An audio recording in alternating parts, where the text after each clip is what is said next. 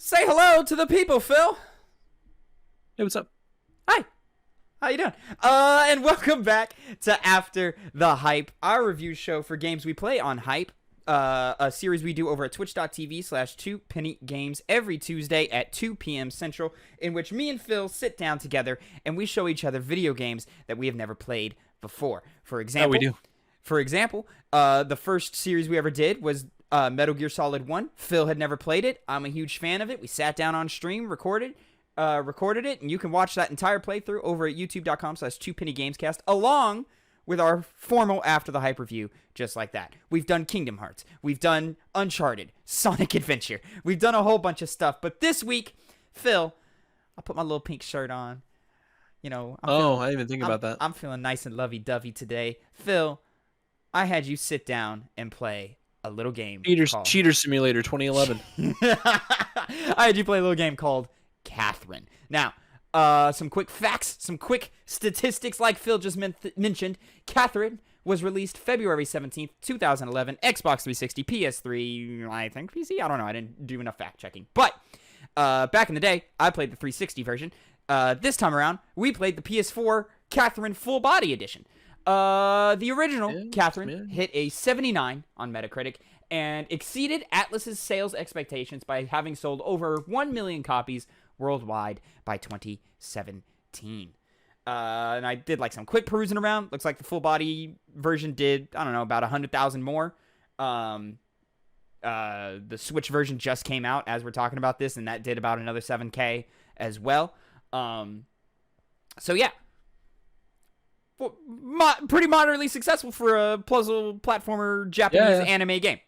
For sure. Phil, off top, very very broad, top level impressions. How did you feel about Catherine?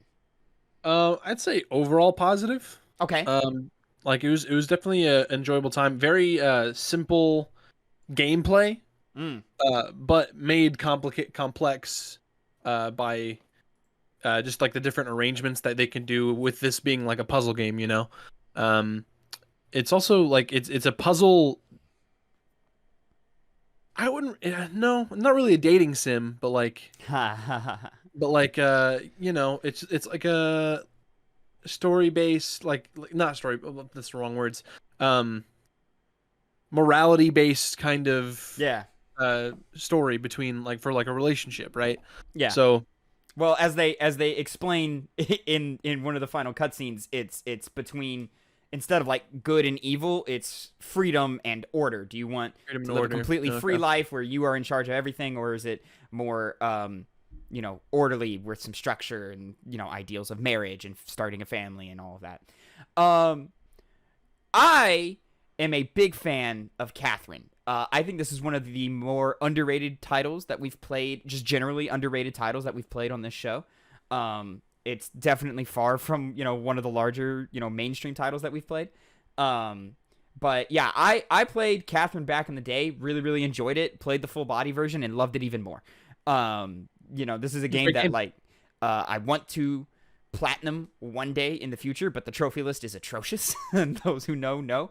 But yeah, you kind of mentioned it already. For people who don't know, the game is kind of split up into two different segments. One in which you are in this dreamlike sequence in which this is where your main gameplay is. It's basically like Q*bert, if you've ever played Q*bert, where you're pulling out blocks and you're trying to like build a staircase up a tower by pulling out these blocks. It's like Q*bert, but yeah, you can move the blocks. Yeah. And then you just reach the top of the tower to survive, and within that they throw in a bunch of different block types like ice blocks, trap blocks, monster blocks eventually, and all of these have like their own little gimmicks and stuff, and the game really comes alive when they start using all of these mechanics all together. And then the other half is where you play as your main character Vincent, and he's at the bar hanging out with his homies, talking with some random people who are also going through these nightmare sequences, and he's juggling two women, both with the name Catherine, one spelled with a C, one spelled with a K. Catherine with a K is his long-term girlfriend. He's hesitant to get married. And it's like high school or college or something like that? Yeah, they were high school sweethearts or whatever. And then eventually, or very quickly in the story, cheats on his girlfriend with Catherine with a C, and then now he's juggling these two women, and then the story just kind of evolves from there, which we'll get into in a minute. Phil, this being your first time, let's talk about these different gameplay sequences. Which one do you want to start with? You want to start with puzzles, or you want to start with conversation, cutscene, morality stuff?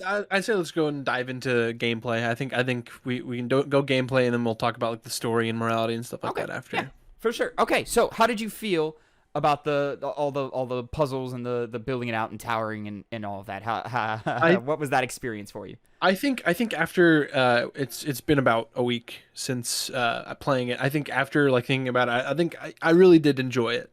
It's at times very, very challenging just for me, because like I think of myself as a very reactionary kind of like person, which sometimes can be bad, sometimes can be good. So whenever I'm like looking at things, it's hard for me to plan things out ahead of time.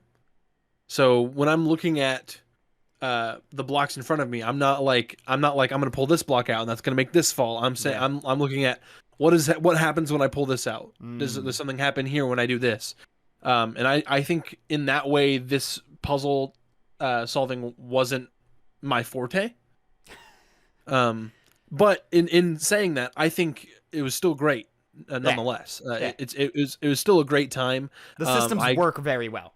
Absolutely, yeah. The whole edging thing is awesome. Take that out of context. You do love your edging, Phil. Take that. Just take that clip of me saying the edging thing is awesome out of context. Yeah, make that a clip.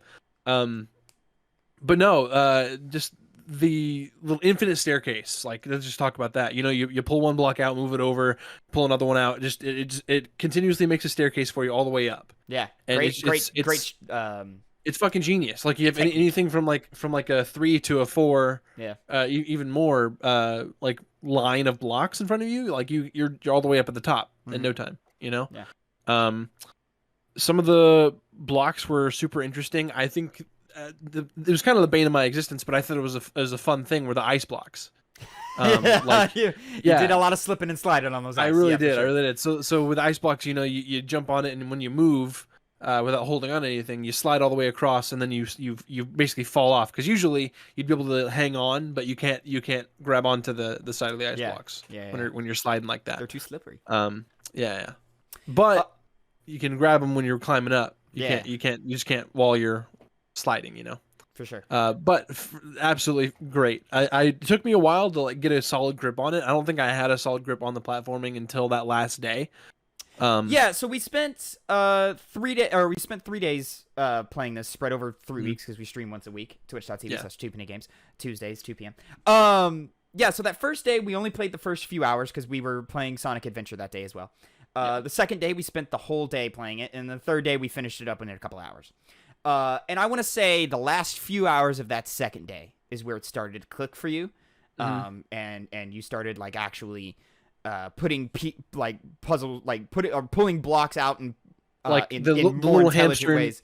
The hamster wheel in my head started to move. Yeah. And then by the end of the third day, you like had developed your own style of pulling them out and figuring it out. And that's what I think is kind of cool about this game, is that there's not exactly one solution for every wall, except for the stage seven or whatever, where there is only one solution, and that stage sucks.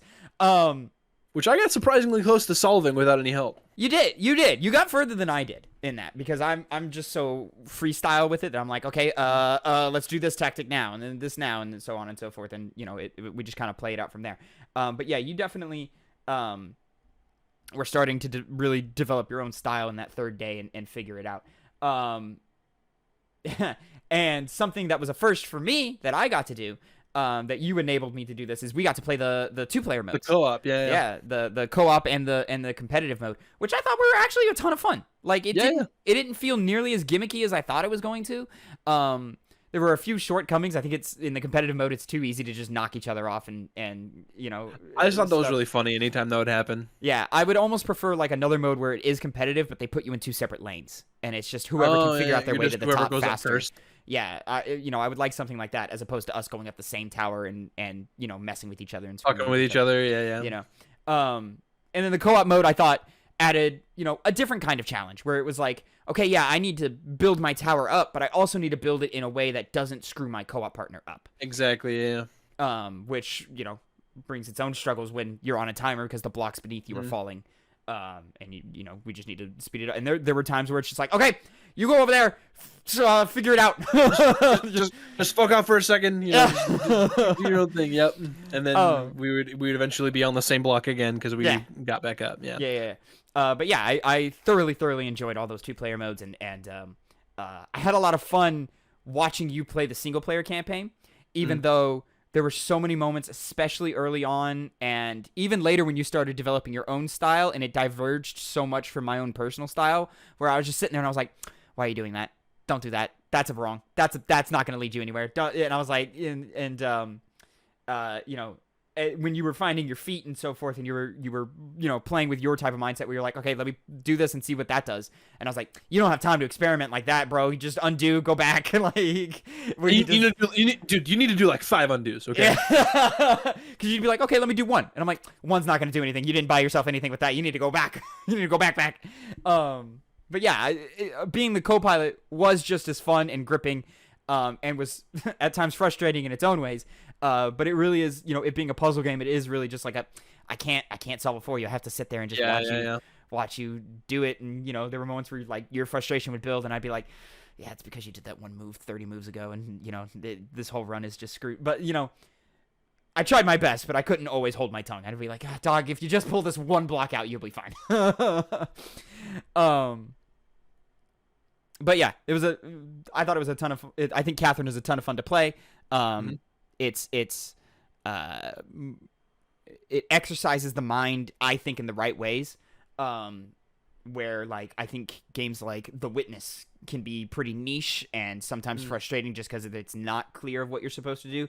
This being a very simple, hey, pull blocks out, climb the tower, and you're gonna figure out solutions along the way on your own, as well as through the game tutorializing you, which is all great. I think the game tutorializes itself really well, where it gives you room to, kind of freestyle and come up with techniques on your own.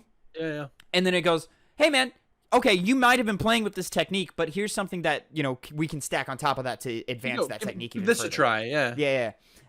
Not all of which are useful, but some of them are very useful. Like you mentioned the infinite staircase joint. Which I don't think that's what it's called, but that's just what we. No, it's called something really, really weird. I don't remember what exactly it's called. There was like the spider technique where like you move something and then you go around the tower. Yeah, you hang down off the edge and hang out. Yeah, lots of great stuff. And then of course the boss encounters, if that's what you want to call it, always, I think always add a nice little spice for like a quick stage of like, okay, this is what I've dealt with 3 of these types of stages before. Here's one with more thread. It adds another layer to the puzzle, So like originally, you'd have the 2 factors, right? So you have the blocks that you're pulling out and your floor is falling out underneath you. This one adds another layer where it's like, oh, now something's actively trying to kill you, and it'll fuck with the stage, do whatever, whether it's like sweep across it, like if you're on a certain level, or like it'll change a certain block, or it'll drop fire down on you, or something like that. Yeah. Just all kinds of crazy stuff. What did you think of the way Vincent controlled in the dream snares, in the puzzles, and all of that? There was some frustration, but I think it was just me like not having the right patience. Like I would move my I put my, because I use the directional the D-pad. I didn't use the analog stick. So there were moments where I would try, for whatever reason, I would try to hit X to like grab on and go up on the block, rather, because X is how you hold on to the block and like start moving the blocks, right? Yeah. So I would hit X and move forward thinking I would go on top of the block, but I ended up just fucking pushing it away. Yeah. So that was just me being stupid. Or like I would hit the D-pad too many times and I would not fall off, but like I would hang off, and I was like, fuck, I didn't mean to do that. Yeah. Yeah, it just a lot of little mini mistakes, that end up adding up and fucking me over. Yeah, I think that's just me. I don't think that's not. I wouldn't really call it the game's fault. There are some moments where, I would put in what I wanted to do, but just because of like how I was, I guess, placed on the block, it didn't let me do whatever it is I wanted to do. So maybe I don't know. It's just probably a lot of it's just user error, I think. Yeah, yeah. And then where was I going with that? Oh, yeah. I see exactly where you're coming from, even though I don't have necessarily the same issues. It is, I think, for beginning players, it is strange that Vincent, while using the D-pad, doesn't move as well with taps. Like you have to hold to like run across a series of blocks or something. And I think there are times, like specifically when you're hopping up blocks, where you would rather just tap or something. But it's tapping more just kind of sets his direction, and holding actually kind of moves him. The hold X to move blocks, not a thing for me, but I think I kind of understand, because like X is usually like a jump button, so maybe you're like elevate with X or something like that. Exactly. Yeah. Wasn't an issue for me, but there are times where you're thinking fast, your brain is moving a million miles a minute, and sometimes the game doesn't keep up with your inputs, or you think you inputted something but you didn't, and you didn't give the game proper time to calculate what you're trying to do. So there are times where you're like, yeah, I ran too far, or I stepped on a block I didn't mean to and I got myself killed, or I thought I pressed the button and then I didn't move fast and I got crushed, or something like that happened. Yeah. How'd you feel about the evil sheep trying to or the other sheep getting in your way, knocking you off and all that? It was kind of annoying, but like I feel like it's just them trying to give you like another thing to think about. Yeah, it's like, this game's a lot about quick thinking. Yeah. Here's another challenge. Here's something that can get in your way. I really like the sheep. It's just sometimes the AI shows its age, and it's just like, all right, I don't know why the sheep is choosing just to hang out here when we could move on, but okay, I guess we're hanging. I gotta figure out how to move him. And because he's there, I can't move on to that block. And he's just being an asshole. Yeah. So all that said, I think we both agree the puzzles and the platforming all really fun and engaging in a good time. The more story side of it, where you're Vincent hanging out in the bar and making choices and juggling, his two waifus. How do we feel about all that? It's just like, I wish that was more like, I mean, sure, me choosing the path of like, hey, fuck off to see Catherine. Like, I'm choosing not to interact with you. Yeah. That's like against the point of the game. Like it's meant to happen. Yeah, like the character of Vincent is conflicted, so even if the player is not, right, they kind of force you into situations of conflict. And there's just that what's the word, like divide, I guess. Yeah, is the word, so where it's like, okay, this isn't what I want to do. Yeah. In this situation, but it's part of what the game wants me to do. It's not. I would try to do things like, okay, maybe this will just change anything. Like I would immediately hang up on C. Catherine. I would leave before she even got to the bar, and still somehow she's there. Little did I know that there is a literal story reason. Yeah. I think we make it just before, or like we break into the third act, and characters are at their most divided. They're fuck you, this, that, and third, I'm leaving you type shit. And you're like, with what I've been choosing, I feel like this shouldn't be happening. But yeah, exactly. Like I was like full like order good boy. Yeah. Yet all the shit would still happen. Yeah. Granted, in the situations, because I was good boy, Vincent would make certain decisions otherwise. Because those moments where it would pull up the meter, and it would like highlight that you're on this side of the meter. It would show you Vincent's inner thoughts. Exactly. Yeah. It would be like, obviously, if I was on the other end, he would say something different here. Yeah.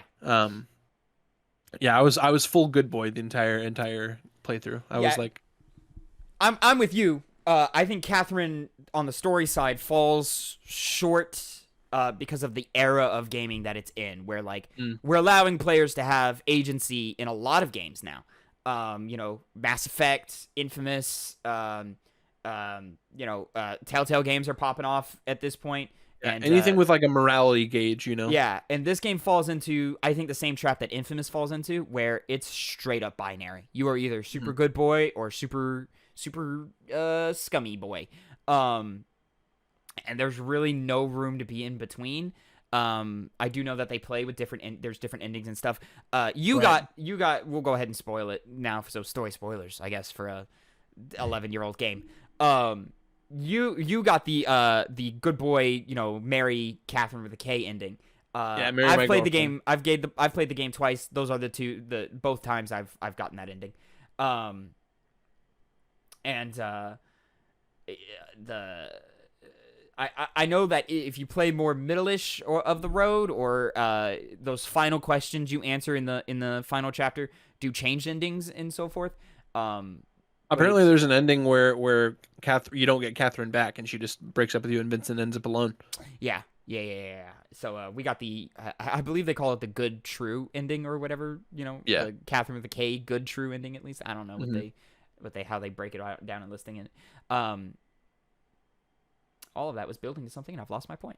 Sorry, I probably threw you off there. um, yeah. So like, essentially, yeah. The game just falls victim to, you have to be on one of a couple of paths, and there's not as much gray area as you would like, as somebody with agency in the story, which does create a bit of what is a dissonance between you and Vincent, because the two of us are not in the same spot, and the situations that are happening to him are because of the moments where the story has to happen, and Vincent the character acts in this way. But because you let me choose in a few spots, I feel like control is removed from me because of those reasons.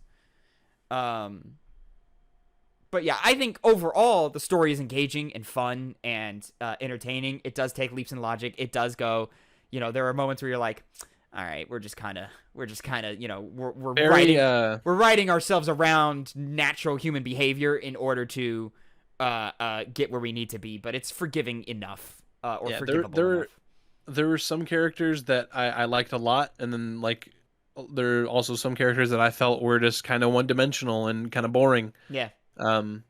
Like I really like I wish they had done more with Johnny and like said more about his like inner thoughts and stuff, Yeah. because to me I was getting the vibe like he had a thing for Kay Catherine, like for Vincent's girl.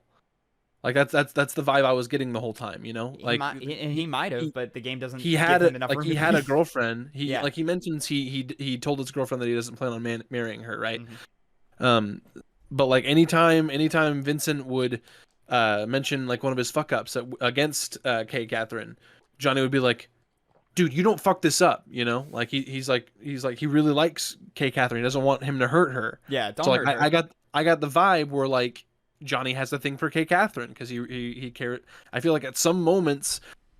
Granted, he's like best friends with Vincent, but there's some moments where he sides with Kay Catherine. It's Yeah. like, whoa, Like, this yo, guy, that's this not cool. like I think because the thing about all these men having nightmares, it's like people that don't commit to women, right? It's what it is. It's like that are unsure. Yeah, basically people who waste women's time while they are fertile. Yeah. It's for like human population Yeah. growth, et cetera, et cetera, et cetera. Gotcha. So when I was still forming reasons as to why these people were in nightmares, I was thinking it was like people that either betray or like like betrayed women or something, like, or maybe like did something bad. And I was thinking, okay, maybe he tried to move in on Vincent's girl at one point, and then she like pushed him away. So like maybe I thought maybe that's why he was there. And then they kept on fucking gaslighting me and thinking that Kay Catherine was pregnant with somebody else's kid, because as soon as we found out that Kay Catherine was quote unquote pregnant, there was all these news stories about like, or not news stories, other characters were talking about, yeah, I knew this these people that I work with that was pregnant, and it wasn't her it wasn't her boyfriend's, or it wasn't her husband. So I was Yeah. like, wait a minute. And well, I think another thing that got me is as one of them mentioned that they worked with Kay Catherine, Mm-hmm. and I was like, wait, Is this motherfucker? a woman you work with? Is he fucking my girl? Like, I was so I felt so like mind fucked, Yeah. like playing through this game, and some of these like I liked I think I liked the majority of our side characters more than I liked some like definitely more than Vincent. I'm not a huge fan of Vincent. Vincent's kind of a crappy character. Yeah, Vincent sucks. Like he's like holy shit. I don't really like him. I don't really like Orlando. I think Vincent sucks like as a quality of a person, but as our protagonists, I think he's super interesting because it's almost I'll never agree with you there. It's almost never where video games put you in the shoes of someone who just kind of sucks. Like he's not like a bad guy. Like he's not evil. He's kind of a scumbag, you know. He's kind of a shitty dude, man. He's lazy and he's fucking around and he's cheating and you know he won't commit. But like the kind of beauty of that game is that okay, through the player's agency of what they feel, are they more traditional and want that orderly life, or are they more free floating and, that they kind of, just kind of go with the flow, man. Why are we stressing over all these things, man? Let them come naturally. Which neither path in life is necessarily wrong, but I think the idea, the game puts those ideas in such a binary, almost good and bad state that like it kind of leaves that impression on you. And I think that again is just a fault of the times. And I've never felt that personally Japanese storytelling has always handled subtext that well. Well, because they want to make sure that you understand the point, Yeah, but that kind of ruins the point of subtext. Yeah. And underlying messages and themes and stuff like that. But yeah, I mean, we haven't really talked about Rin yet, have we? No, we haven't. But I wanted to real quick before we get to that, I wanted to mention the side characters and so forth. So like, there is a point in the game, or as you're progressing through the game, there's a bunch of side characters in the bar that you can just kind of walk up and talk to. There's a journalist, and then there's a like a CEO type, and then there's a kind of a like a scummy dude, and somebody that works under him, and so on and so forth. And the idea is that you see them in the dreams and you see them in real life, and the purpose is to talk to them in both sequences in order to keep their morale up so that they can keep going. Because if you don't, they will fall to their deaths and die in the dream, therefore dying in real life, and that's where the stakes are. I almost wish we had shortened the cast down to just our core 4 or 5, and really flushed out those characters and so forth, and had some like really crazy stories, and put our characters at odds. So then maybe the player feels a bit conflicted, like, yo, I know I should talk to you in the dream, but like you're kind of fucking me over in the real world. Like, yeah, right. You're kind of a dickhead. Like, and like allowing us to kind of shape our story that way instead of just having enough behind the scenes points build up for Archie or whatever Thomas or whoever the names were. And I think that would help with you're like some of our like our best friends, you're like they're okay, whatever. Meanwhile, like the journalist dude, I know you were super into. You're like, I gotta make sure this journalist guy gets. I liked him. I liked the cop. He was cool. Yeah. I liked. I wish Archie had lived. He was kind of an interesting character to me. The best friend. With the mommy issues, wasn't it? Yeah. Yeah. He definitely fucked his mom. Anyway. The one that kind of like I wanted to like more, but like I didn't really grab me was like the childhood friend character that like was like had the relationship issues with the redhead girl at the bar. Toby, the Yuri Lowenthal character? No, that's Daniel. No. The side character, the guy that was like. Oh, I see what you're talking. Yeah, you're talking about. Okay, I knew you from the blonde dude. The blonde dude. Yeah. No, not Toby. Not Toby and Erica. Yeah, I totally forgot about his tie to. Yeah, he was like a rich kid or whatever, and then like she for whatever reason didn't like that. It was something dumb. Yeah, I mean I liked the whole thing towards the end whenever I got his morale up, like where it was like, oh man, I'm glad that I have an old friend here like you that can help me like get pushed through or whatever like that. And then they ended up together and it's like, oh, okay, cool. That's cool, I guess. Neat. Yeah. But they didn't really like that. That's one of the side stories that didn't really grab me. Sure. So like, go ahead. Rin. You brought up Catherine with a K. Catherine with a Q. I'm sorry, with a Q. You were correct. Too many cuss sounds. A character that was added in the full body edition was not in the original game. Right. And is some sort of questioning or trans character of some kind, or is at least to represent a trans character. But we don't know at the start that she's trans. Yeah, you don't. You think she's or you think he's a girl rather, or yeah, you think he's a girl rather, and it's revealed, I don't know, about halfway through the game that she is a he. Rin identifies as a male, yes?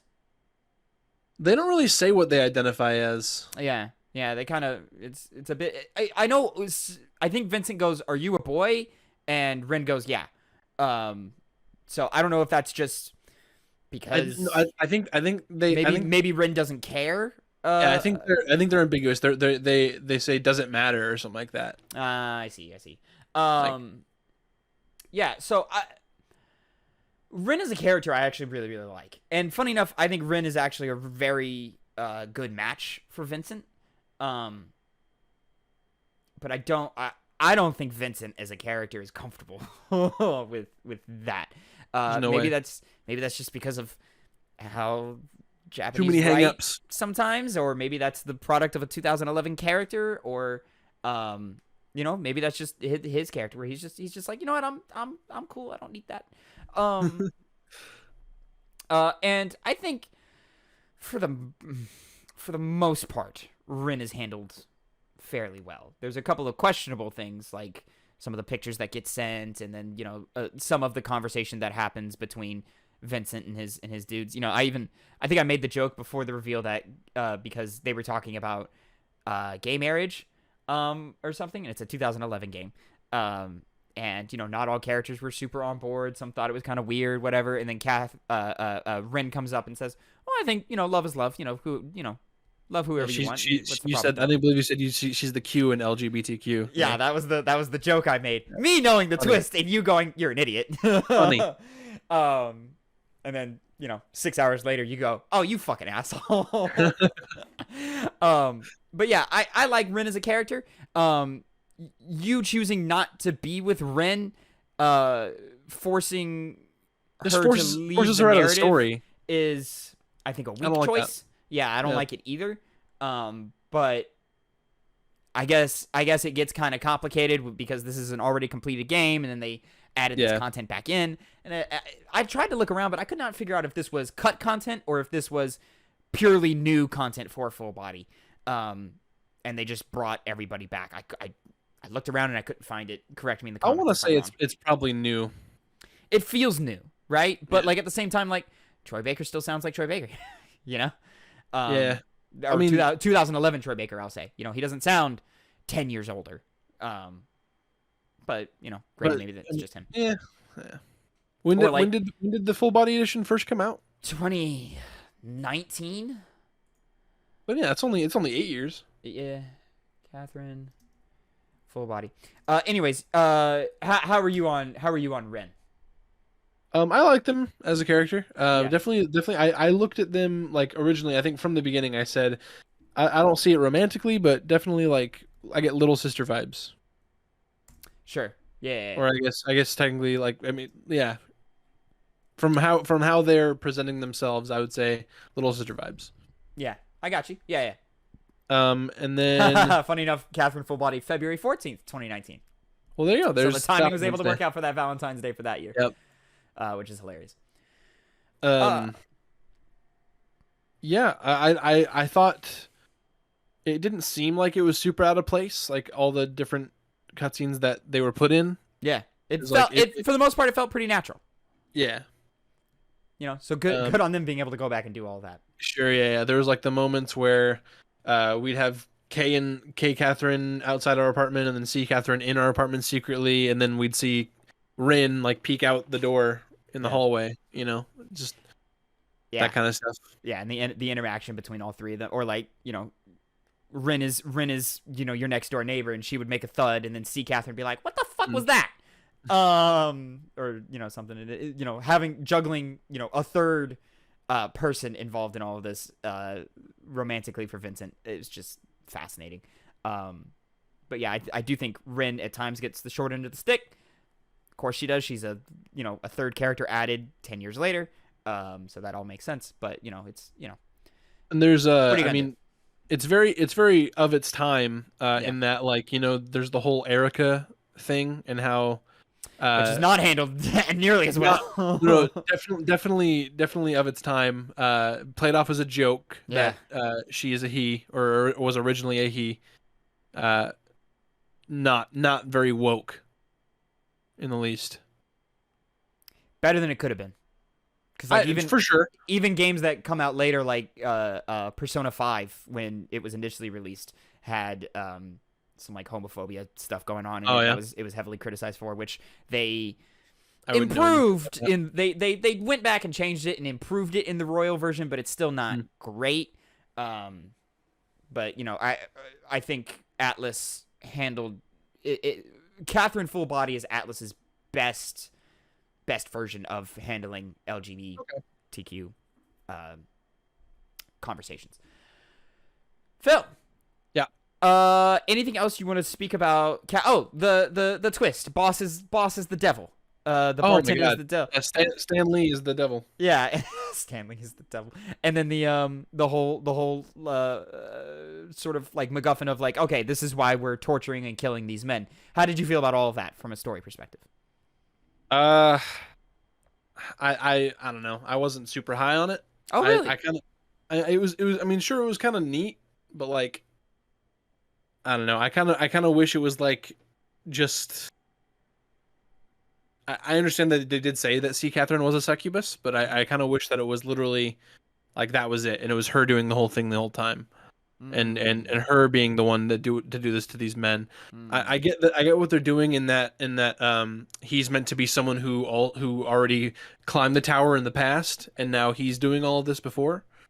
I don't know. I don't recall exactly. I don't know if that's it. I think that was It a is. theory. So, Is it? Okay. he full on says that I'm Oh, like okay. the one of the only other people to climb this tower. Or granted, he climbed a tower that like the old lady twins were talking about, and he got the power to do this Got you. to these men. So he puts them all in this position where they have to climb this tower like he did.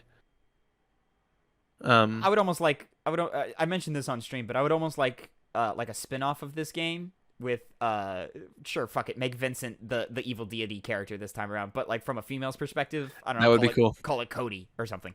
Yeah. But I think that would be super interesting, especially 10 years later. I see what you're saying. It kind of takes the agency off of our main cast.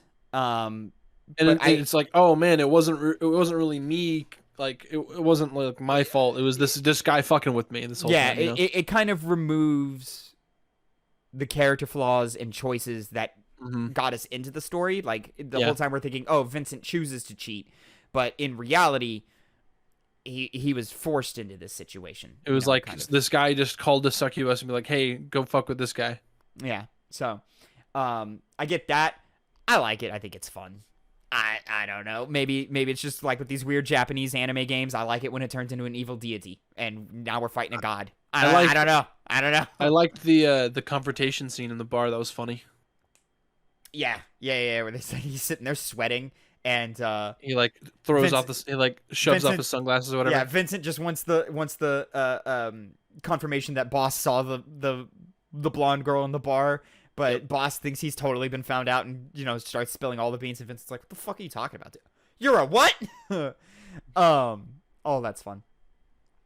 But yeah, overall, I really enjoy the story of Catherine. Yeah. This series has inspired me to go back and play some more and, do some of the other endings and, tick off some check boxes for, my progress for the Platinum Trophy, which I would love to have one day, but we'll see. If it ever fucking happens, because this list sucks. Yeah. And overall, anything else you want to talk about with Catherine, Phil? No, I don't think so. I think we got it all. I think we got it all as well. So, ladies and gentlemen, over here on After the Hype, we like to put little scores on our games. Phil,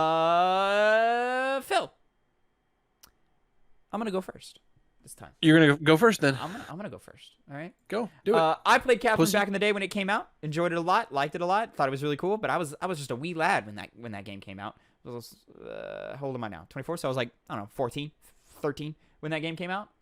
And now that I'm a little more grown, a little more adult, got a few actual relationships under my belt, I kind of like it even more. And I think the full body edition adds a lot of really cool things. Rin we didn't even mention Rin as a mechanic in the puzzle solutions, where she just kind of makes the game easier by slowing the tower down. She literally just makes it easier. Not necessary. I think the game was fine without her. But it is what it is. I don't really have a lot of faults with Catherine personally. I think there are a couple things that hold it back from being, from reaching the highs that it could have potentially made. It's sort of like binary choices and, just kind of the times in which it came out and so forth. But I think the puzzle solving is excellent. I think the story is engaging and entertaining, even though they take some leaps in logic there, here and there. I'm feeling an 8 out of 10 for Catherine. Nice. That's higher than I was expecting. Was it really? Yeah, I thought you were gonna go 7s. Mainly because that's where I'm going. I'm going 7.5. 7.5 for the young Phil. There we go. 7.5. We'll do that. That's fine, right there. I like that. There we go. All right. 7.5. Yeah. That's a good score. I think it's just generally within that range. I think Catherine works there. So yeah. Overall, Catherine, pretty damn good game. Liked it a lot. Pretty good. Pretty good game. Definitely worth playing. Definitely not one of the greatest games of all time. Must play things, but I think you can't go wrong. If it's on sale or whatever, just pick it up and play. Absolutely, absolutely, and have yourself a good old time. But ladies and gentlemen, that is going to be it for your After the Hype review of Catherine. Catch us live, twitch.tv/2pennygames, Tuesdays, 2 p.m. Central, to see us playing all these cool, fun things. By the time this comes out, we will probably still be playing Tiny Tina's Wonderlands. Probably. But we'll see. It really depends on how long it takes us to get through the game. Yeah, exactly. Because we're obviously going to be playing side content and all that stuff. Yeah, so it's either that or some Sly Cooper or Crash or something, whatever we decide to do. We're doing something. That. We're doing something. So catch us, twitch.tv/2pennygames. Keep an eye out for the Sonic Adventure DX Director's Cut. Came out at the time of filming. It's 2 weeks old by the time you see this. Uncharted 4 After the Hype review is out as well. Please check that out. And until next time, have a great time. Phil, say goodbye to the people. See you later, guys.